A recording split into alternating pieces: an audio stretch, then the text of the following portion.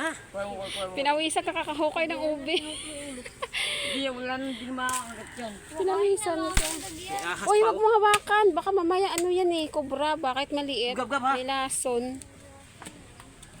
Ito siguro, yan talaga, puro violet yan. Puro violet. Sinama mo yan tinate? Oo, sinama ko yung hindi violet tsaka Yung sa ito, puro violet. Ayan nga, yung ano. Ay, papa, yung ulo niya, oh, nagalaw pa, oh. Ahas nga pa. kubra o ano ulo. Lalaki. Malapad. Kobra nga yan, kagaya ng pinatay nila dito. Huwag mo ano yan, kay magkakot ka pa mamaya. Oh. May ahas dyan. Wala yan dyan. Mahaba na yung ano mo. Mahaba na yung ube, ano. Nasugatan na naman dito. Puro violet yan talaga pa. Ayan ang puro violet yan. Ito yung galing yung toy. Ay, sa baba te? Ha? Yung sa baba na yan?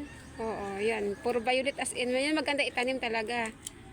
Ito kasi maganda din to. Mabilis lang talaga lumaki yan. Yung ube.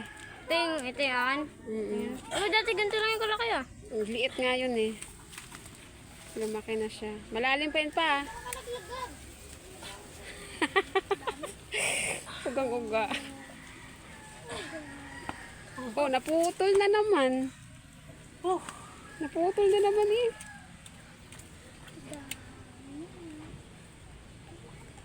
Meron. Putol na. Laki. Ay, ang cute ano. ito violet oh. Oh, yan kay Untoy na binigay.